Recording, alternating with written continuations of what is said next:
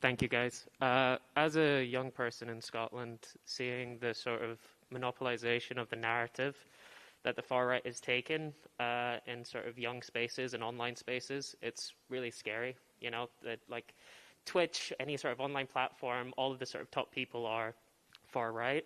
And I guess really my question is, as a young person, how can I engage my peers in political discourse and really get to have meaningful conversations with them to try and get them out of right-wing pipelines?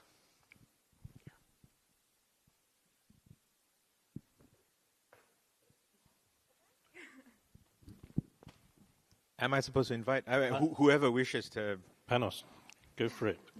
Because you're Okay, let's start. Yeah, Talat, and then we'll work our way down. First of all, I think that's an excellent question, and I don't think it's an easy context to be in. So, just good on you. That's the first thing. I think that needs to be acknowledged. And the second thing is, so when we think about the weaponization of how far right gets to where it gets to, it's the weaponization of poverty, the weaponization of masculinity or fragility in that space. Now that I don't, and there's a real fine line between almost being apologizing for it or giving it a rationale or an acceptability. But those tools are being used particularly around young men and boys.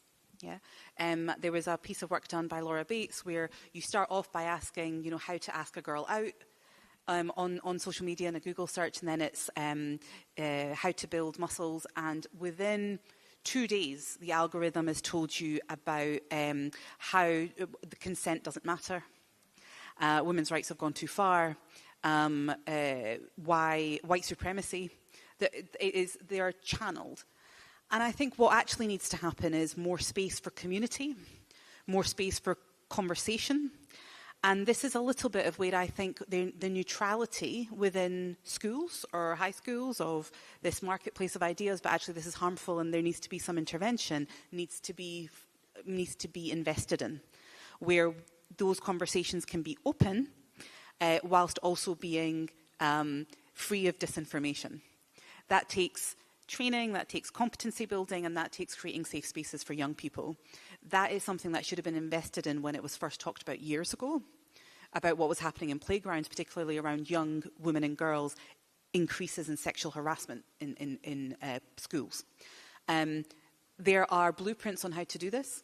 It's whether the public sector and government want to invest in it, which of course they don't. So we need to find other avenues of investment so you can have those spaces where those conversations can actually take place.